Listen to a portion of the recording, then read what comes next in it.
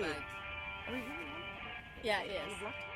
It's to catch up with what we talked about tonight under the theme of the true voice awareness. Mm-hmm. So I think it's important. Most important thing is that what you are sharing, that resonance. You know, it comes down to resonance, and then that's the most core. I mean, it's like a human, very basic sort of, response that we can notice.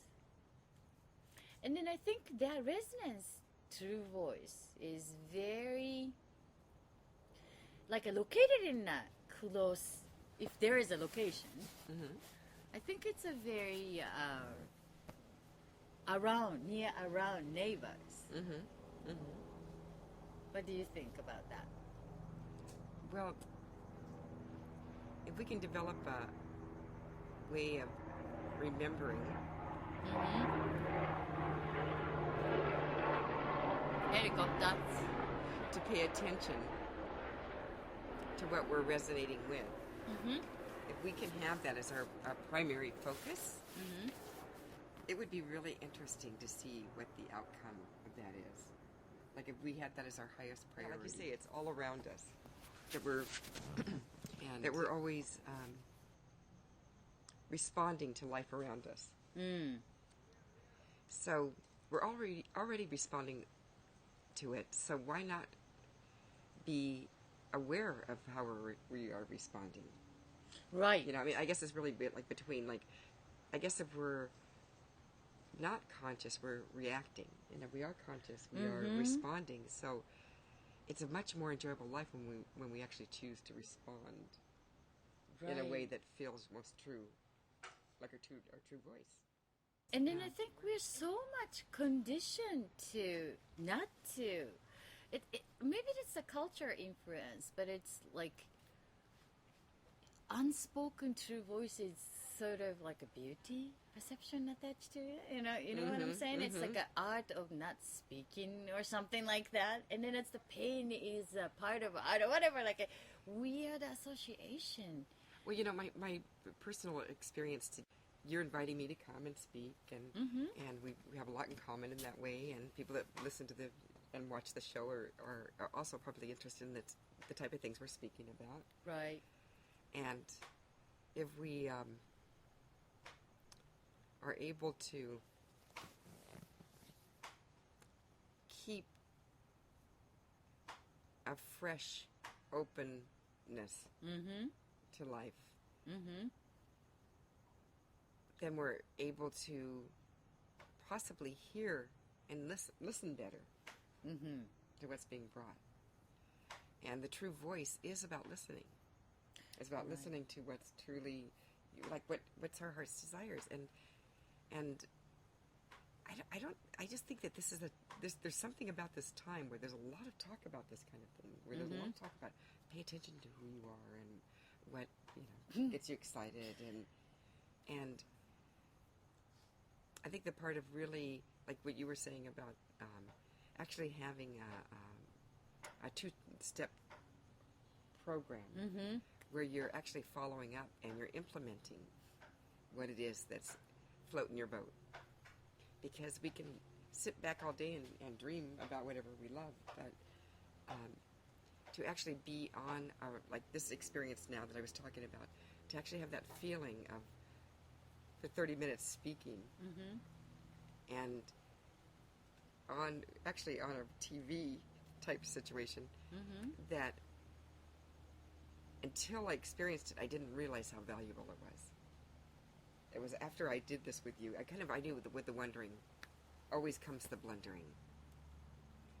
So, but the feeling that I have about the blundering, or the not, like it's kind of like there's all these ideas that are exciting and kind of formulating a way to share them, it feels so exciting to do it, even though it's not perfect. Even though it's as discombobulated as can be, there's a value for me to share what I see. Just as there's a value in many other people that I love to hear what they have to share. And I think that's what this true awareness is all about, is that understanding that we have an ability to share who we really are if we want to. Mm-hmm. And it is a way, there's an education here. And the education is in the practical practice of it. The education is actually because I was so nervous before I did this. I was like, oh, you know, especially you told me it was the TV right at the last minute. Oh, I can't look at my notes. This is very similar to the first summer that I met you at the workshop in the Excellent Lower Day. The first thing, we need to read. Do this. We had no clue, but we gotta do it. That's the beginning of it. Yeah, So yeah. uncomfortable. Yeah. But the juice is coming. I was so uncomfortable before doing this, and I'm just like, oh, I gotta get rid of this uncomfortableness. I felt serious.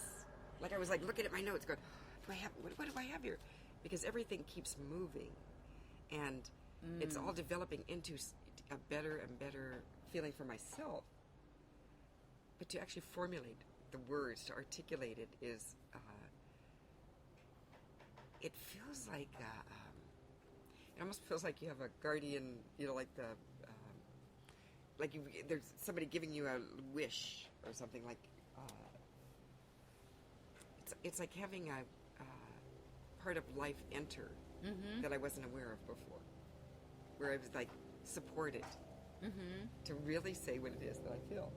And then afterwards, after I did the show, I was like writing all these ideas, like, you know, if I was really to say what I really, then it was just like all these ideas are pouring out of me to even become more clear with what it is that's in a refined way, in a way that feels accurate to who I am. Mm-hmm. Yeah. It's sort of like a oneness of ideas and word into physicalization.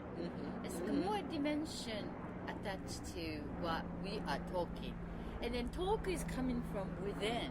So once we align it to physical, it's really feel something different, like something very right or truth to. Yeah, it is like it's like a stretching. Like, I don't know about that. I'm gonna do it, but I'm not. I mean, I hope I don't let you down. and this kind of a feeling. But the truth is that we've been doing this for a couple of years, but at home and ready, you know, with our whatever we're doing. There is steps. Yeah. And then I think it's important that there was a step, and then we already did that. That reminder. Okay, so we've done it. So it's the extension of that. Nothing just new. I mean, we've been doing 10 years and talking on the phone over hours and hours and laughing. And so that's just sharing about what we've been doing in the technology. That's what this is. This is like, just imagine the people that you have the most scintillating conversations with, the ones that you get an idea and the idea becomes better and better and better because you're both putting your ideas together and sharing.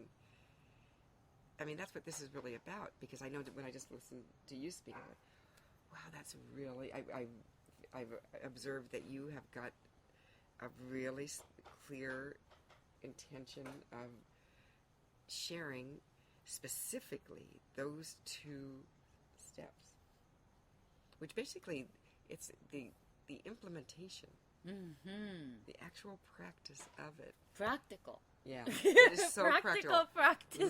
Logical. And it's so fun. If it's your passion, then it's fun. Yeah, and then it's acceptable, and then it doesn't push because it's a mirror. But you got to show your true voice to get it. Yeah. And the true voice does come. It comes in drips or something. I think. Yeah. I think that, again, it's the more that you recognize what it is that excites you the most, and you actually pay attention and go towards that, the more your true voice is allowed to come through. Because you will actually surround yourself with people, too.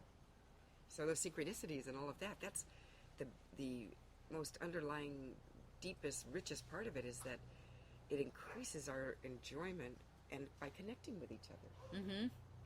We actually, become more available. We actually make statements. We're actually making statements to the world, like, "Hey, I like that," and I'm gonna.